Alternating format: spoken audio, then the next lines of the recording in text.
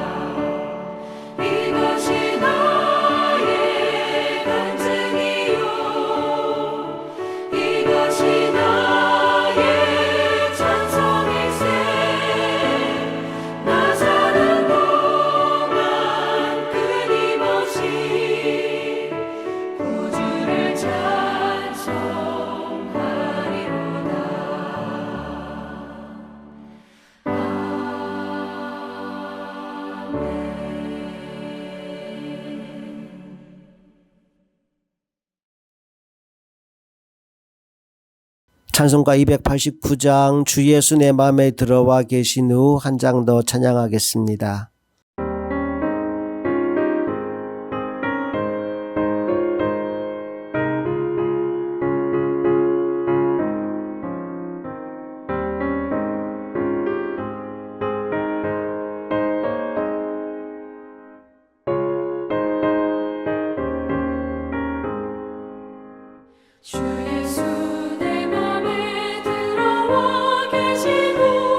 변하여 새 사람들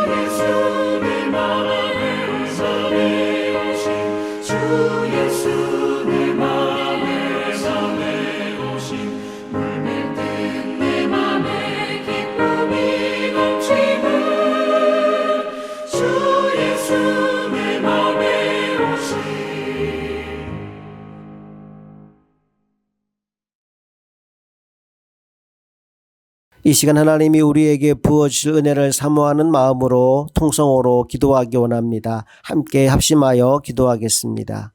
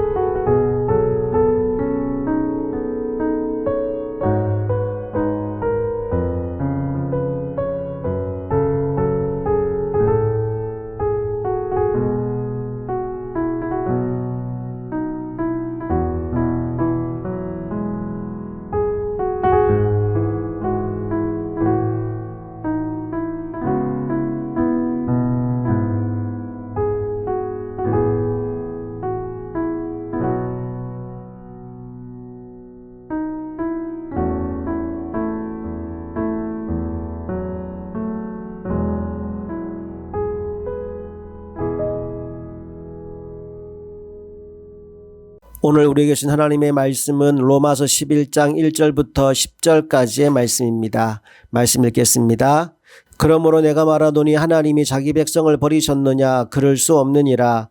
나도 이스라엘이니요 아브라함의 씨에서 난 자요 베냐민 지파라.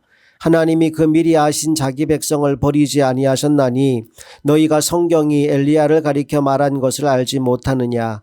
그가 이스라엘을 하나님께 고발하되 주여 그들이 주의 선지자들을 죽였으며 주의 제단들을 헐어버렸고 나만 남았는데 내 목숨도 찼나이다 하니 그에게 하신 대답이 무엇이냐. 내가 나를 위하여 바알에게 무릎을 꿇지 아니한 사람 7,000명을 남겨두었다 하셨으니 그런즉 이와 같이 지금도 은혜로 택하심을 따라 남은 자가 있느니라. 만일 은혜로 된 것이면 행위로 말미암지 않음이니 그렇지 않으면 은혜가 은혜 되지 못하느니라.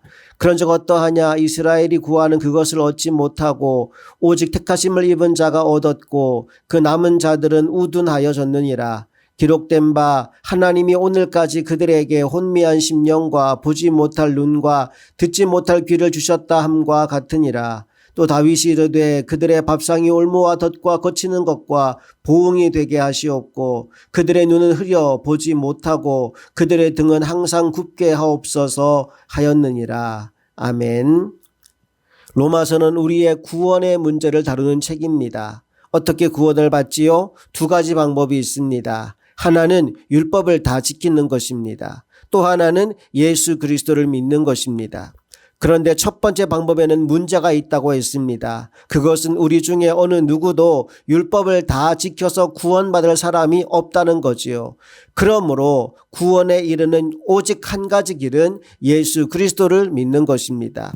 그런데 믿음은 언제 생기나요? 믿음은 들을 때 생깁니다. 로마서 10장 17절 그러므로 믿음은 들음에서 나며 들음은 그리스도의 말씀으로 말미암았느니라. 예, 말씀을 들을 때 믿음이 생기는 겁니다.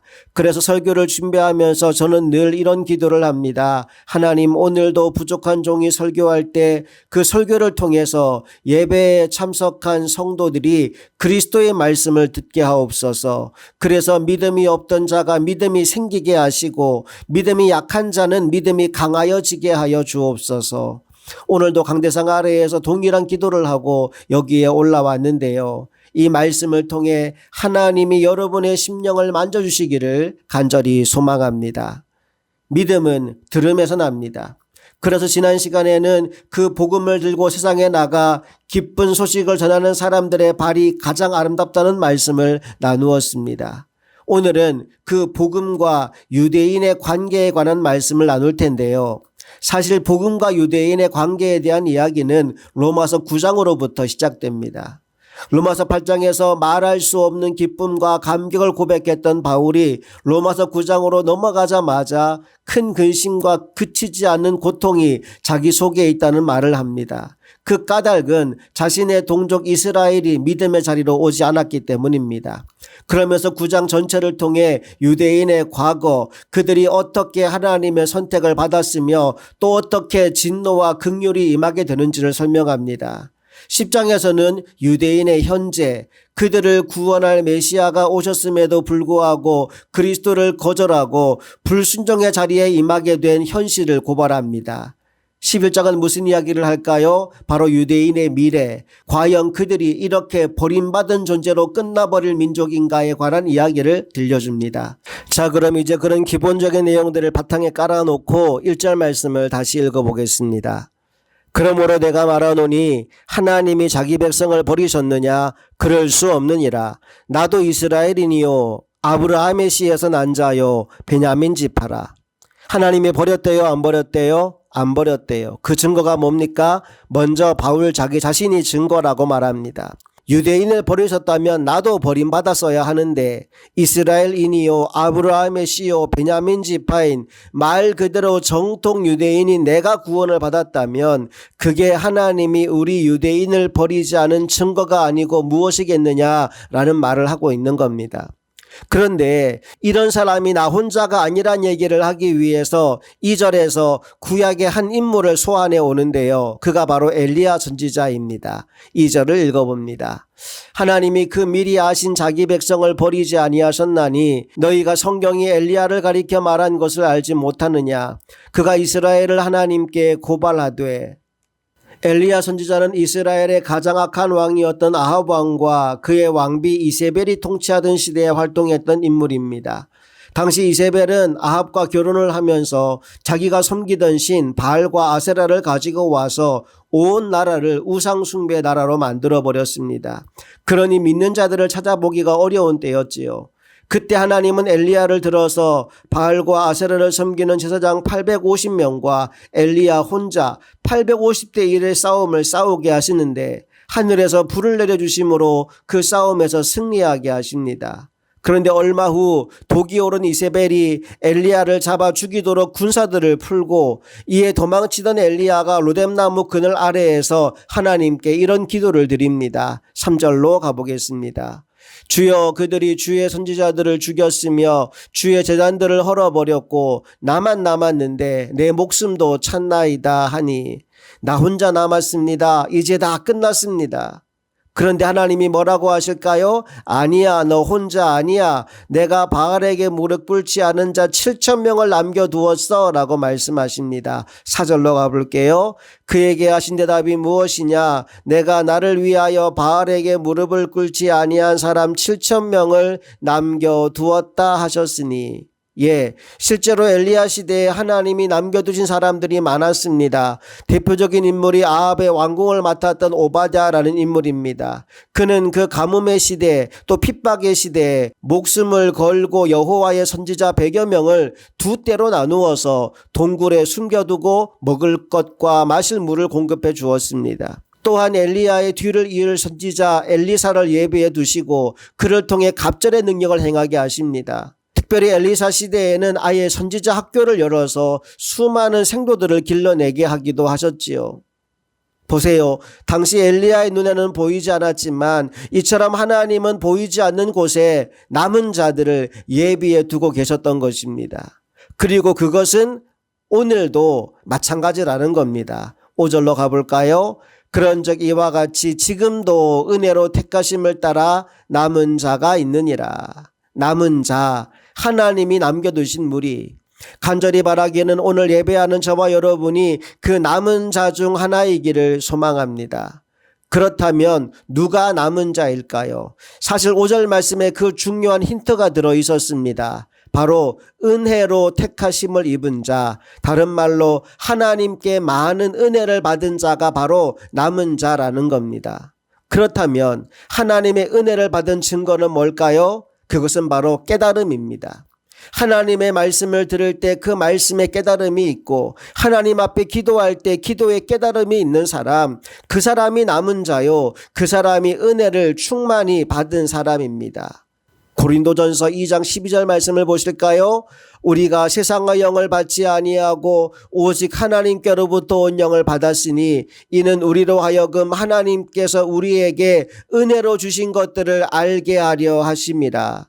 영이 다르대요. 세상의 영을 받은 사람이 있고 하나님께로부터 온 영을 받은 사람이 있는데 뭐가 다르냐? 은혜 받는 게 다르다고 나옵니다. 하나님의 말씀이 임할 때 그 말씀이 깨달아지는 게 너무 좋아서 감사하고 감격하고 눈물을 흘리며 은혜를 받는 사람이 있는 반면에 냉랭한 마음으로 끝나는 시간만 기다리는 사람들도 있더라는 거지요. 오늘 여러분은 어떤 사람입니까? 은혜를 받는 사람입니까? 아니면 은혜를 거절하는 사람입니까? 은혜를 거절한 사람에 대해 7절은 또 이렇게 말합니다. 읽어볼게요. 그런즉 어떠하냐? 이스라엘이 구하는 그것을 얻지 못하고 오직 택하심을 입은 자가 얻었고 그 남은 자들은 우둔하여 졌느니라. 여기서 헷갈리면 안 되는 게 여기 택함을 입은 자가 앞에서 얘기했던 남은 자이고요.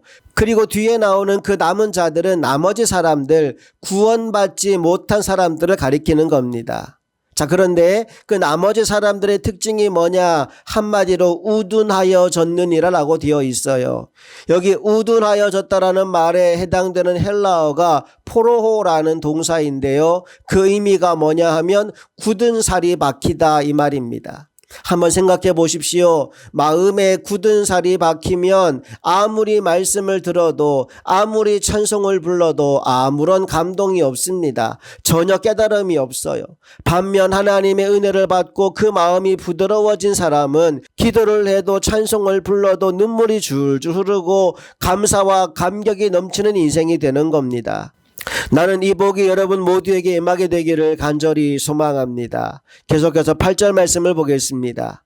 기록된 바 하나님이 오늘까지 그들에게 혼미한 심령과 보지 못할 눈과 듣지 못할 귀를 주셨다 함과 같으니라. 예, 은혜 받지 못하는 사람들의 특징 여기 다 나열되어 있어요. 일단 마음이 혼미해요.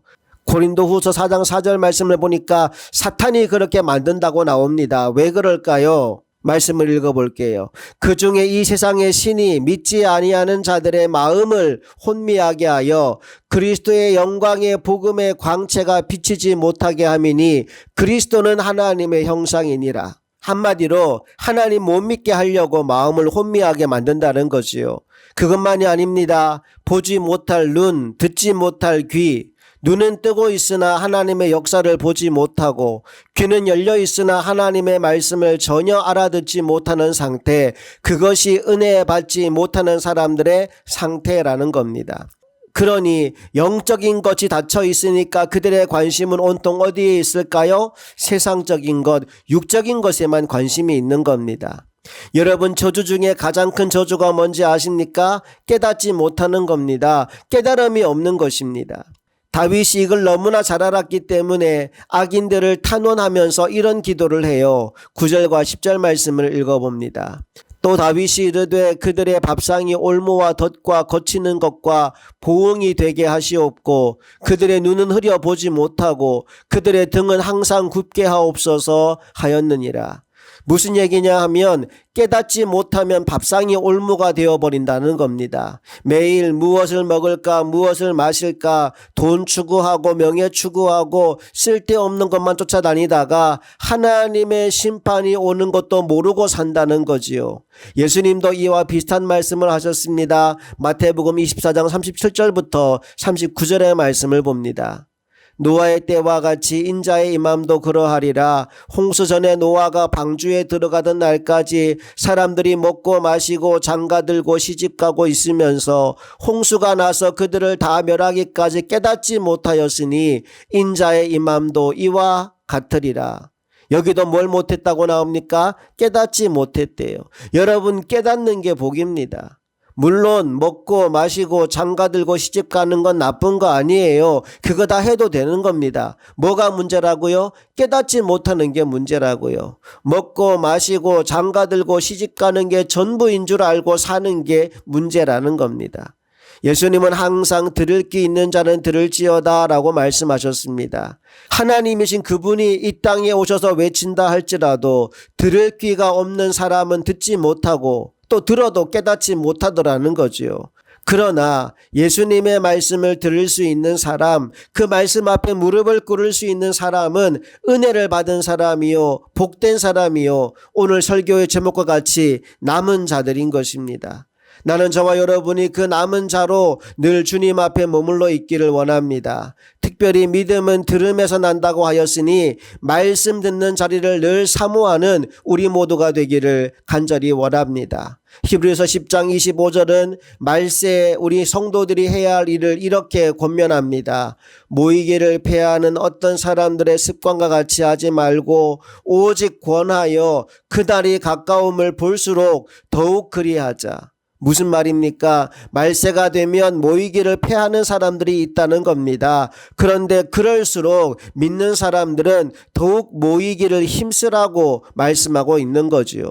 어느 날 무디 선생님이 벽난로 옆에 앉아 있는데 한 청년이 이런 질문하더랍니다. 선생님, 꼭 교회에 나가야만 신앙생활을 하는 겁니까? 따로 모여서 성경 공부도 하고 따로 모여서 일하면 되는 거 아닙니까? 그때 무디 선생님은 그 질문에 대답을 하는 대신 짚히던 나무들을 다 흩어 놓으셨다고 합니다. 그러니까 불이 하나 둘 꺼지더니 그 방에 냉기가 돌기 시작하는 거지요. 그때 선생님이 입을 열어 청년에게 이런 말을 들려줍니다. 여보게, 교회의 원리와 벽난로의 원리는 동일하다네. 여보게, 교회의 원리와 벽난로의 원리는 동일하다네.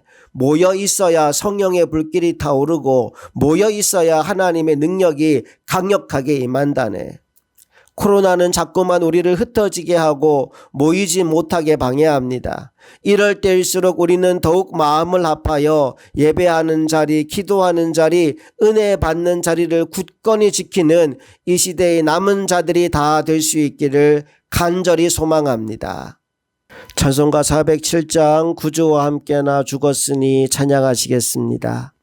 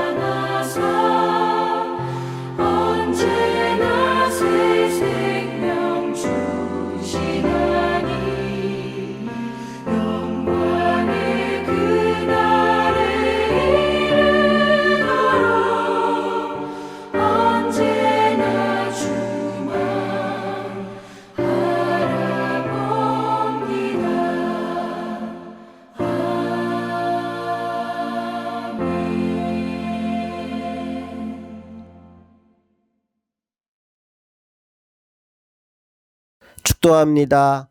이제는 우리 주 예수 그리스도의 크신 은혜와 하나님 아버지 놀라운 사랑과 성령님의 감화 감동 역사 충만하심이 남은 자가 되어 끝까지 믿음을 지키고 하나님께 영광 돌리며 살아가기를 소망하는 사랑하는 모든 성도들의 삶 가운데 이제부터 영원토록 함께 하시기를 간절히 축원하옵나이다. 아멘.